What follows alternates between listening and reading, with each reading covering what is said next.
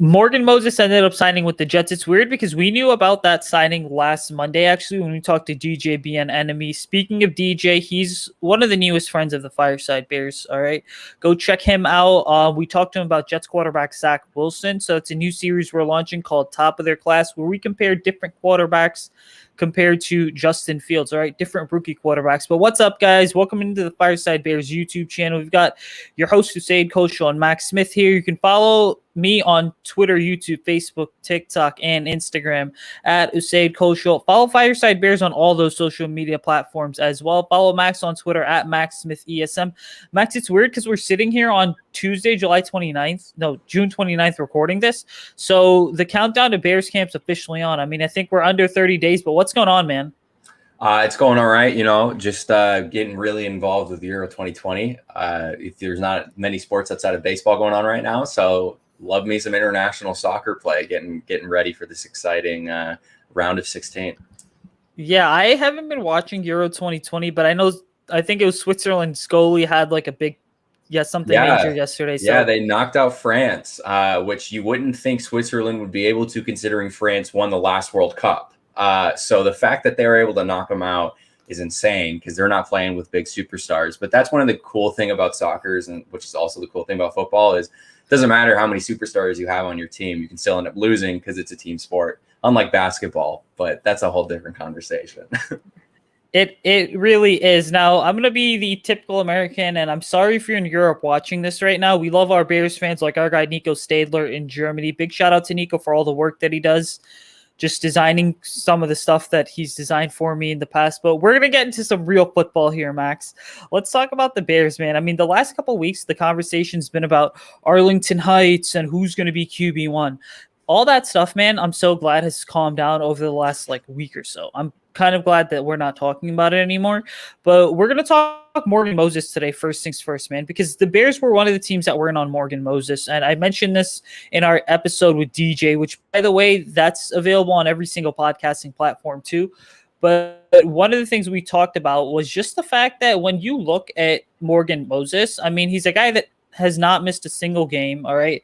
He's been durable. So when he got cut, it was like, oh my God, the Bears need an upgrade at right tackle from Jermaine Ifedi, considering they moved on from Bobby Massey and Charles Leno Jr. this offseason. Now, my initial reaction was, if you can land Morgan Moses, that's great. But he ends up signing with the Jets. What are your thoughts, man? Yeah, so there's a lot going on here. One is the fantastic talent that Morgan Moses is. The fact that he was let just to be able to walk away after being consistent starting. He started, like you said, every game since his rookie year, where he only started one game. But he's basically been the definition of reliable. He's great. He's great at the tackle position, but specifically at the right tackle, which is where the Jets are plugging him into, I believe. No, left tackle. That's where they're plugging him into. My bad. I'm sorry. Left and right. So they're plugging him into the left tackle position, which is where he played in Washington. But what's incredibly interesting is we have a tackle competition going on right now where we liked Jermaine Ifedi, which has an interesting career. Did you know he's a first-round draft pick? You wouldn't know that unless you really looked at his career, because just off of some snaps during his time in Chicago, it's been a little iffy. But Juan Castillo has said time and time again, offensive line coach for the Bears, has said he's our guy. We really like the improvement he's been making. He just posted a video on Twitter the other day of him, hitting the weights, working really hard. But what we thought was, with the report that came out saying why Morgan Moses ultimately didn't sign with the Bears, was we asked him to play at the right tackle position, which is weird considering we brought in Tevin Jenkins to be that reliable right tackle. So there was never a question of Morgan Moses replacing Jermaine Ifedi at this point. It was a question of Morgan Moses stepping in and taking over at the right tackle position, which made me scratch my head, because why did we trade up to take Tevin Jenkins if we weren't looking to start him day one? Because we don't have that reliable right tackle. But I guess the Bears are just really high in Jermaine Ifedi. So they know something that we don't. And hopefully they prove us wrong here. But 1 year, $3.6 million with a ton of incentives, but it's a 1 year deal, which is also really weird. So this whole signing is just a lot of smoke screens, a lot of weird stuff going on, but we're also in the middle of the offseason. Like you said, we're inching closer and closer and closer towards training camp, but this is when things are really boring. So people are starting all of these smoke screens, people are starting all of these conspiracies. But yeah, I'm still kind of scratching my head on everything regarding this one. Well, there's a couple things to look at. And you mentioned Jermaine Ifedi being a first-round pick. He's actually the highest drafted offensive lineman on the Bears roster right now, believe it or not, because I think the Seahawks took him like 26th or 27th overall in the 2016 NFL draft. So it really goes to show how much the Seahawks hate first-round picks, because every time the Seahawks are on the clock, they some way somehow end up messing up their first-round pick, which I don't understand how you do that. It's just, anyway, the Seahawks hate first-round picks just like the Bears hate third-round picks, because the Bears have sucked outside of David Montgomery in round 3 under Ryan Pace, if you go back and look at the draft history. And I think you mentioned Tevin Jenkins. You trade up to take Tevin Jenkins, because if you look at, and I'm not just talking about the smaller scouts on draft Twitter here, I'm saying just the national media guys. There was a legitimate case that outside of Penei Sewell and outside of Christian Darrisaw or Rashawn Slater, because a lot of people had Darrisaw and Slater flipped as 0-2, 2, or 3, depending on who you talk to. There was a legitimate case that Tevin Jenkins was offensive tackle 4 in this class and that he was going to be a top 20 pick. Now, I'm not going to mention Elijah Vera Tucker and go into him much, because Elijah Vera Tucker, it was just dependent on where you wanted to play him. Were you going to play him at left tackle or left guard? I personally believe he's better at left guard. But there was a legitimate case for Tevin Jenkins being a top 20 pick, and I do think he was a top 20 pick.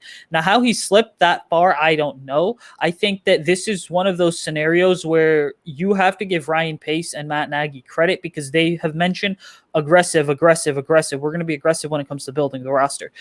We've seen Ryan Pace's aggressiveness completely shoot the Bears in the foot when they traded up for Trubisky and guys like Leonard Floyd. But we've also seen their aggressiveness pay off at times, because that aggressiveness has landed them guys like Tevin Jenkins.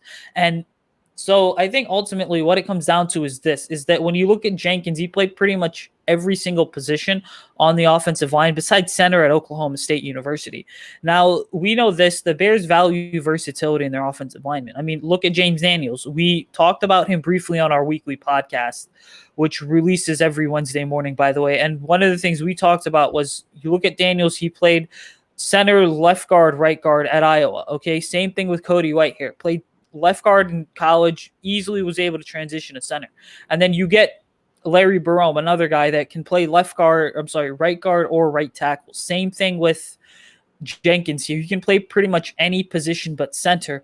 But what I find to be super interesting, because you mentioned the smoke screen, is that Ryan Pace has his post-draft presser, wraps things up, and he's like, oh yeah, well, what's the status of Charles Leno Jr. now that you have Tevin Jenkins in the mix? And Pace was like, yeah, I'm not going to confirm or deny what the real answer or the future holds for Charles Leno Jr. And then lo and behold, you look up on Monday, May 1st or 2nd, and all of a sudden Charles Leno Jr. is gone and they're releasing him.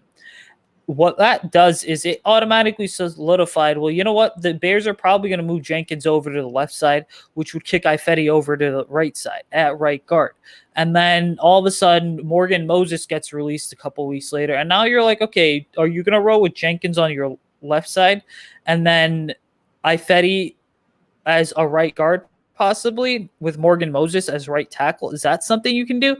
But then with that, you're playing with scenarios where you have Sam Mustipher, James Daniels, as well as Cody Whitehair. Who's going to play on the interior there? Which my guess would be Mustipher ends up being a backup, or you enter into a competition at starting center with James Daniels and Sam Mustipher. So the Bears really, there's a major mess here. But ultimately, I mean, Moses is getting paid a little over $5 million, and the Bears are paying Ifedi about $5 million. I think it is very confusing how they decided to, if the Bears were going to sign Moses, what does that do to Ifedi? Because if you put Moses at left tackle, then you're going to kick Jenkins over to right tackle, which a lot of people argue right tackle is a more natural fit.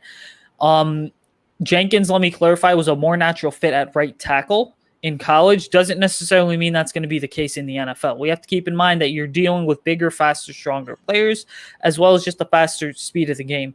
So this whole thing, I would say my takeaway with this Morgan Moses, as well as the offensive line and what the hell's going on with Moses and Jenkins, the best thing to do is when fans are back at Hallis Hall next month, watch out for one thing. Watch out for the starting offensive line combinations, because that's going to tell you a lot in terms of where the Bears are at. And I'm not just saying the starting five. Look at the second, third, fourth string guys that are going to be there. Because if you see a scenario where, well, damn it, I see someone like Alex Bars, for example, is left tackle right now, working with the second team, that probably means the Bears are grooming a guy like Alex Bars to have to play left tackle in the eventual scenario that this comes up. So your offensive line combinations in training camp next month are going to tell you a hell of a lot about the direction of the Bears' offensive line.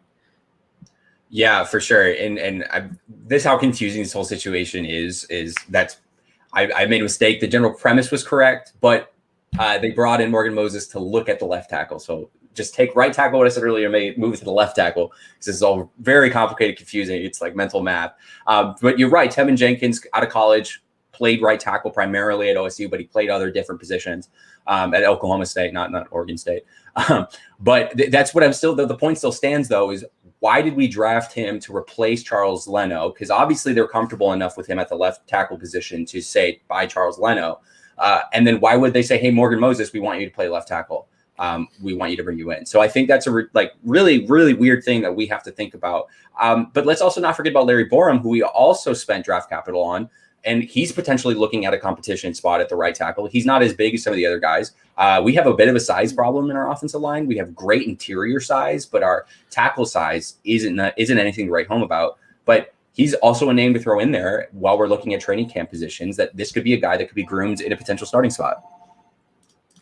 Yeah, that's an excellent point right there. I also want to add this on, is that for the Bears, I understand you released Charles Leno Jr. when you did, specifically to be able to get that extra salary cap space that you needed to sign your rookie class. But I also think it was a bit of a confusing move, because you realize, well, if you were going to have competition, if you wanted to create additional competition at the left tackle spot, another route you could have gone was possibly keeping Leno on the roster, freeing up space by releasing a guy like Jimmy Graham, let's say. Now, the tight ends, we're going to get into that in a couple days here. But the point is that let's just say you kept Leno as competition for Tevin Jenkins, and then you could have cut Leno, obviously, right before the start of the season and still gotten that money back instantly. So this whole offensive line thing, it's such a conundrum that it's like the Bears have dug themselves into a hole that you're like, okay, what's going on here? But then at the end of the day, you're also like, you know what? The additional competition is really good, because 2018 was a bit of a defining year for just how deep the Bears offensive line was, because aside from Kyle Long, you had guys like Leno and James Daniels, as well as Cody Whitehair. You had some depth with guys like Brian Witzman and Eric Kush. So there was some legitimate depth. And then the last 2 years, we've seen that depth just completely fall off, to the point where we're relying on guys like Brada Torre to start at center because there's a COVID outbreak that's happening. Now, hopefully there's not a COVID outbreak in 2021 during the season, but you never know, number one. And number two, let me just say for the record, I mean, it's good that there is depth like Elijah Wilkinson, Alex Bars. You know, the Bears finally have Borum, another one. The Bears finally have some depth that's been missing the last 2 years. Yeah, that's really great. And that also helps with the rest of the offense in building important word, which is consistency. It helps our rushing attack, like I've said multiple times. And if you look at the data and you look at the tapes, David Montgomery didn't have a good year until that line was finally stabilized and they were playing with each other. The chemistry was good. They were making their blocks. They were opening those gaps. So, yeah, we'll definitely have to see, but we won't really get our answers here until training camp, which is, to every single question that we've had so far is what's going to happen. We won't know until, they're squaring up at scrimmage against the Miami Dolphins, who has announced that they will be moving up to Chicago here at Hallis Hall, and they'll be practicing and scrimmaging with the Bears before we face off in the preseason. So that's exciting. There's a lot of things that we can talk about there, but we're going to move into a conversation about wide receivers, because there's a ton of conversation. There was an interesting argument on Twitter and Bears Twitter the other day as to whether or not Anthony Miller deserves a spot on this roster and whether or not his time in Chicago is nearing an end. Okay, so yes and no. And I'll say this. I think, yeah, you have to give Anthony Miller another chance, just one final chance going into a contract year, knowing that there's a lot of stuff that's held him back over the last couple of years and the inconsistent quote. Let's just look. I've been on our podcast, I've been on other podcasts, and I've said one thing consistently. The problem with Anthony Miller is not the lack of production. The lack of production is a direct result of his inability to keep his head in the game. Also, just his inability to stay mentally focused. But it's also because of inconsistent quarterback play. Now, the inconsistent quarterback play is something that's held back even Allen Robinson, the best offensive playmaker, from putting up the numbers that we know he can put up. But in Anthony Miller's case, it's not just the inconsistent quarterback play. It's also just the mental games, the mental mind games that he seemingly, plays with himself. He can't get himself out of his own head. So for me, you have to give Anthony Miller a guaranteed spot on this roster because ultimately when you look at it, I mean, outside of Mooney and Robinson, who do you have? You have Damiere Byrd and Marquise Goodwin, two guys that are going to make this roster. And we'll hear from A-Rob in just a moment here on Goodwin and Byrd as we discuss the speed element that's been added to this offense this offseason. But then are you going to rely – would you rather – it's like a would you rather type thing, man, because it's like would you rather rely on Riley Ridley and Javon Wims and Daz Newsome, or would you rather rely on Anthony Miller and see who can produce more? Now, that's not me saying, oh, the other three suck. And then so I'm going to go with Anthony Miller. What I'm saying is Anthony's just on a different level of talent because the other two, Ridley and Wims, have been here for basically 3 years now. They've had their opportunities. They haven't made the most of them, unfortunately. Whereas Anthony, you at least know you're getting an electric playmaker. You can't get Javon Wims or Riley Ridley the ball in space, being guys that don't win with tons of separation, guys that are mainly 50-50 ball wide receivers, jump ball guys, and expect them to have the same impact and electric spark to an offense that Anthony would add. Yeah, I'm always a big Anthony Miller guy. I've always been a big Anthony Miller guy. I've always stuck my head out for him out on Twitter. Here's what Anthony Miller adds is speed, right? And he's developing. He shows flashes of brilliance, which as a fan frustrates you because then he drops 4 passes. He's in 3 years of his career, he's dropped 4 passes 2 times. So it's not like he's dropping a bunch of passes, but it's enough to make you go, okay, what's going on here? You hear stories about how he's the last person to show up to practice and the first person to walk out. You hear stories about issues in the locker room. And then, of course, he has that one little interaction in the playoff game where he's being harassed on the field and he pushes a player. And then everybody and everybody's brother is saying, get him out of Chicago, when we're totally fine with Javon Wims dropping a dime touchdown pass that could have completely changed the status of the game, might have helped us win the game. And then also earlier against the same team, literally punches a dude in the helmet. So I don't understand this conversation of how Anthony Miller is a troublemaker. I can understand how there's worries, but we've had coaches in the past, in this past offseason, say, yeah, he's different. He's acting different. He's thinking different. He's more responsible. He's really getting involved in this playmaking process. And look, there are scouts, and I've written an article about this, who legitimately believe he has all the tools necessary to be a legitimate slot in this league. And he's shown signs that he can be a legitimate slot in this league. So I think it's remiss for us to give up on the project because some other team is going to take him in, and I guarantee you he's going to perform incredibly well. So this is a contract year. This is a make or break year. I think he steps up. He's one of my sleepers. I think he's going to have a fantastic season. I think with the amount of speed that we've added, yeah, there's not as much necessity for him to be the speed guy 100% now. But I think he does have a great route running ability, and I think that that's just going to grow this year. And I think with consistent quarterback play, like you mentioned, it can only go up and it can only get better. And I want to add one thing on. I think that when we say slot receiver, we have to understand that there's a definition of a slot receiver at this point has really changed in today's NFL, because 10 to 15 years ago, a slot receiver would have been a prototypical guy like an Anthony Miller that is in the slot. He's 5'10", 5'11", all right? Not necessarily like a jump ball wide receiver either.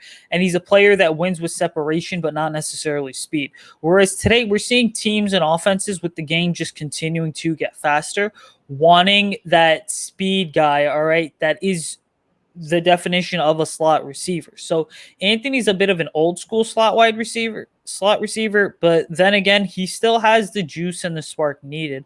I mean, we've seen him when he's playing at a high level, and you just go back and look at the last like 8 to 9 games of the 2019 season, which I thought was a career defining stretch for Miller. If you look at that, you realize, well, damn, you know what? Anthony at that point was legitimately bringing his best self. Now, I think that I know sometimes fans like to make projections on Twitter, and they're like, oh, well, at this point, Anthony Miller was on pace for like 80 receptions, 1,400 yards, and like 4 touchdowns. Look, I believe in the projections, but I don't believe in the projections. At this point, with Darnell Mooney and Allen Robinson entering the mold, you're looking at a decreased role for Anthony Miller. I think that in terms of production, if the Bears can get, let's just say, 50 to 60, because he snipped 50 receptions before. He's been close to it with around like 45, I think, was the total in 2020. But if Anthony's getting, let's just say, like 55 to 60 to 70 receptions, as a Bears fan, you have to be happy with that, knowing that he was the 6th wide receiver drafted, and he would probably be the 4th best wide receiver from this class, because ahead of him you had guys like Christian Kirk and Dante Pettis that were taking, which, by the way, those two were so hyped up coming out of, I believe it was Florida State and Texas A&M, and none of those guys have done anything. Now, DJ Chark, on the other hand, has done something. He's a Pro Bowl wide receiver, right? But aside from, you go back and look at the 2018 class, there's a legitimate argument to be made for Anthony to be the 3rd or 4th guy off the board as terms of wide receivers. You're muted.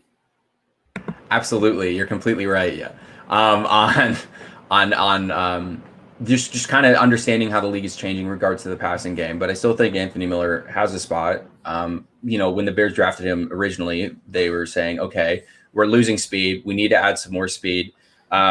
And you can't say that they didn't draft him with him being 1,000-yard receiver in mind, because they were transitioning him to be this solid the Z receiver. But then didn't work out as well as we thought. We bring in Darnell Mooney, and now we're looking at a different guy, a guy who's putting in a lot more work and a lot more effort. So we definitely have an interesting fight for spots on the roster in the wide receiver room, just because our wide receiver room is massive at the moment, which I think is fantastic, because just a couple of years ago, we were yelling to have depth at the wide receiver position, and now I feel like we do. As a Pro Bowl level depth, no. But Damiere Byrd is just speed. We just brought in pure fantastic speed. And I know that I'm excited for it. Yeah, I'm definitely excited for it. I mean, just running down the wide receivers here, and we'll get to the speed element in a second. I mean, you have Rodney Adams, Damiere Byrd, Marquise Goodwin, Thomas Ives, Chris Lacey, Khalil McLean, Miller, Mooney, Daz Newsome, Riley Ridley, Allen Robinson, Jester Way, and Javon Wims. Now, for me, I mean, the biggest thing that sticks out here is they've added speed, which, again, the speed with guys like Byrd and Goodwin is going to make players like Mooney and Tariq Cohen so much more expendable. But let's hear right now from wide receiver Allen Robinson on the speed that they've added from a Bears press conference for mandatory minicamp. Hey, Allen, this is your first look at guys like Marquise Goodwin and Damiere Byrd. From your perspective, what are they bringing to the wide receiver room this year? Those are fast guys, who bring a lot of juice to the room when it just comes into, sheer playmaking ability. I know that you've seen those guys on other teams make big plays, stretch the field, and at the same time, man, those guys are competitors. They come out to work each and every day, and that's what you want to bring to your room. Not only do they have their personal skill set, but at the same time, they have very good mentalities coming into our room, which I think will help us all year. So that's A-Rob talking about the juice that those guys are bringing to the room. And Max, I mean, the Bears offense lacked so much juice last year. It's like I said a moment ago before we played the A-Rob clip, what's going to happen is you are going to see, because of the additions of Byrd and Goodwin, who I firmly believe both are locked in and making the roster, because I think the Bears are carrying 6 wide receivers.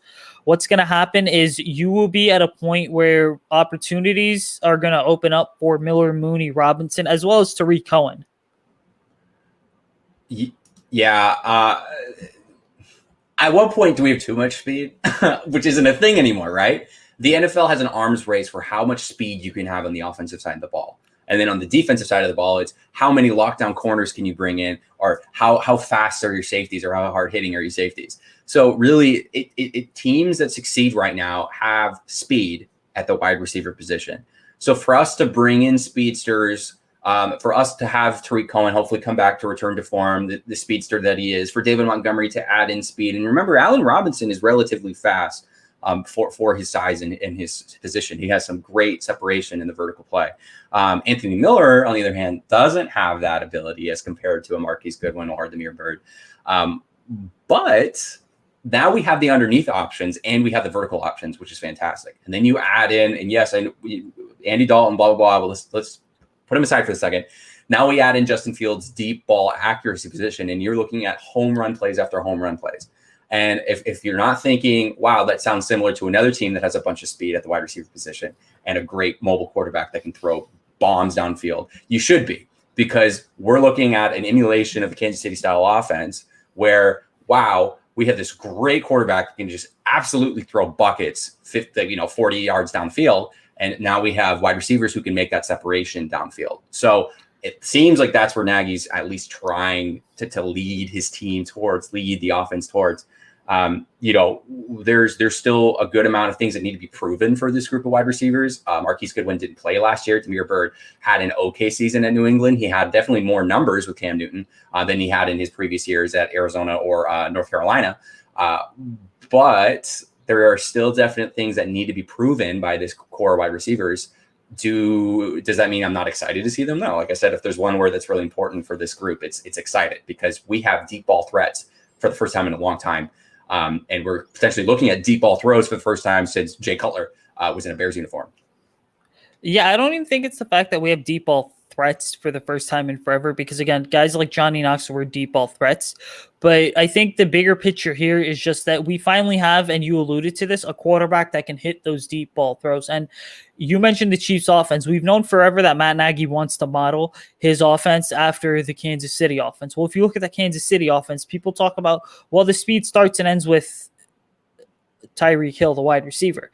But also, when you look at it, I mean, they have, in addition to Tyreek Hill, they have guys like Mecole Hardman, Demarcus Robinson was there, DeAnthony Thomas, even, who I think Thomas is on the Ravens right now and is actually only a punt returner. And so for me, when I saw that guys like Demarcus Robinson and DeAnthony Thomas were free agents, just as they've been over the last couple of years, I was pounding the table hard for them, because I'm like, hey, if you want to build your Kansas City offense, this is what you need to do. But the biggest factor right now is just that you have a quarterback that can hit any throw on the field, like I've mentioned 5 bajillion times already since we drafted Justin. And it's been exactly 2 months, by the way. So happy 2-month anniversary, I guess, of drafting Justin Fields. But it's interesting because Darnell Mooney also alluded to Justin Fields having just a beautiful deep ball. I'm curious, what's unique or special about Justin Fields' deep ball from the limited time that you guys have spent together? Coach Nagy today was complimenting the deep one down the sideline to Bird. It's a beautiful ball, man. He knows where he wants to put it, and it's very accurate. And sometimes if it can get there at the right ball, but he wants it out in front of you, and he'll get frustrated with himself if it's not there. But he's very tough on himself. He's a great player, great person as well, and he's gonna have a good career. You know, what sticks out to me there, as the Bears just tweeted out that alternate helmets are back in 2022, which is going to be cool to see, by the way. But what sticks out to me with that is that Darnell mentioned, he's like, oh, well, he knows exactly where he wants to put it. And I think that right there speaks to Justin Fields, who's above your head, by the way, speaks to his timing, his anticipation, as well as his accuracy. And those are 3 things that the Bears have lacked on offense from the quarterbacks over the last couple of years. And so now that you have that, you're going to be seeing these wide receivers hit in space, and we're going to be seeing an uptick in production, because you are going to have the timing, anticipation, accuracy part of it down that are essential for wide receivers to function. Yeah, and I mean, even if we're not looking at the home run play all the time, yards after catch is one of the most important metrics in the NFL today, specifically at the wide receiver position. Regardless of where you're lining up on the line, it's important to have those yak yards. So that's important is quarterbacks able to lead a wide receiver, put the ball in the right spot that allows that wide receiver to use their nifty ability. And I'm thinking specifically Darnell Mooney here, who has the potential to be a yards after catch machine if he has consistent quarterback play that allows him to grab the ball in the right spot that he can turn upfield and make a play with his natural ability. So there's a lot to like in our passing game. I'm really excited to see how Justin does against that talented Miami secondary in training camp. And we're definitely going to get an idea of where he's at coming week 1. And I'm also excited to see in the preseason. And there's a lot to watch for in the preseason because there's so many competitions going on right now on this roster, which should make you happy because out of competition comes greatness.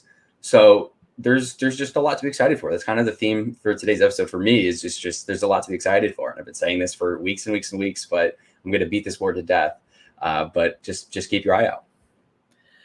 Yeah, it is going to be, there's a lot to be excited for. And I think just looking at this offense in general, I mean, we know quarterback wide receiver relationships tend to really define offenses because again, the league is turned into such a vertical league. Now, if you don't have those vertical threats and you don't have a vertical passing game, then you're not going to win. So when commentators for all those years were talking about how John Fox's run, pass, punt offense wasn't working, this is exactly what they're alluding to is the Bears are finally getting modern here with Nagy and Fields and deciding to become an offense first franchise. But just the offense is going to have a major uptick in production, man. I mean, Allen Robinson really alluded to it in one of his pressers where he's like, oh yeah, there were some plays that I wish that I had back. I want to go ahead and obviously be able to see an uptick in production because going into year 2 with more and more of the Bill Lazor offense kind of being influenced here, we're going to see an uptick in production. And I think it's going to start with your wide receivers. Yeah, 100%. That is the nature of the league now. Speed, yards after catch, deep ball throws, but even hitting guys on the underneath. And again, that's where the yards after catch comes into play and making sure that the ball's in a position and the scheme's in a position that allows them open field moves. So hopefully we see a lot more of that coming in the future. But again, we won't know until we see it. Yeah, and here's the thing. To start this wide receiver positional preview off, I mean, I rattled off a whole bunch of names, so I'm just going to go ahead and say this. Here's who I think is making the roster. I mean, Bird, Goodwin, Miller, Mooney, and Newsome, and Robinson. I think the Bears are going to carry 6 wide receivers, and they're going to carry only 6 wide receivers because they know, well, hey, we have a receiving threat in Tariq Cohen. We have another receiving threat in David Montgomery.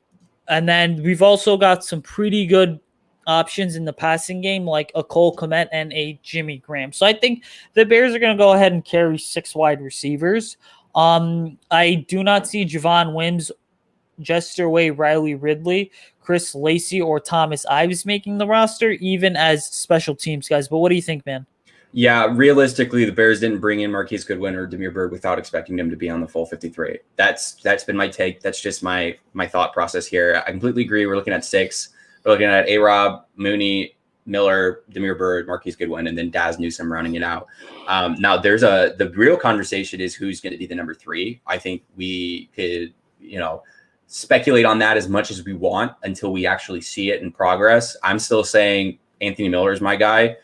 Just because he's been around the longest. Now, if we're in training camp and Damiere Byrd comes out and just absolutely crushes it, then we're looking at a different conversation. But I also don't think Daz Newsome was given enough time coming off his collarbone injury to really show that he deserves to be higher than the 6th spot. That doesn't mean that he won't see any playing time. I definitely see him as a good position in special teams.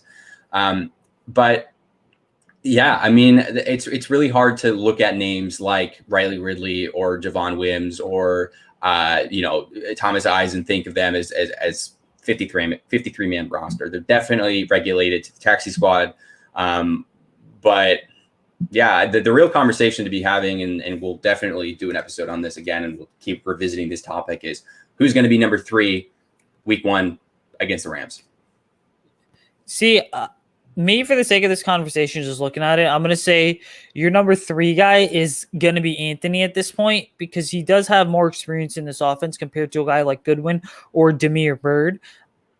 And quite frankly, I think that experience clearly plays a part in the NFL. And I know for a fact the Bears, and listen, Anthony's, like we established earlier part of the show, Miller's on his last leg here in Chicago. But you know what? They're giving him one final chance, which again is totally okay. Because we've seen the Bears do that in the past with guys like Kyle Fuller, basically say, hey, you know what? This is going into this year, it's a prove it year, and then all of a sudden, boom, these guys really perform. So I'm gonna go with 6-man. I mean, you're right. We thought that Javon Wims, Riley Ridley could develop into something. That never really happened. I mean, a player like Jester Wade, Thomas Ives, they've been on the practice squad the last couple of years. Khalil McLean was just a signing to beef up competition for Ives, Lacey, as well as Way, Wims, and Ridley. Same. And then you have these guys like Lacey and Rodney Adams. I mean, if they make the roster, it's going to be on special teams because they need some competition back there to return, but that should not be happening anyway because we have Khalil Herbert in the house now going to be the guy returning kicks. Yep, 100%. I was going to talk, I was going to jump on a topic, but completely skipped my mind. But if we're thinking Damiere Byrd and we're thinking Marquise Goodwin, I think they're definitely they're most likely going to play position on special teams with Cordell Patterson's being gone. Patterson was kind of that Swiss Army knife. And we're looking for somebody to step up in that wide receiver position. Not that we need it now, because we definitely needed it last season to potentially play, many different positions or many different downs. But we might not need that anymore, considering with the depth that we have now at the running back position, the depth that we have at the wide receiver position.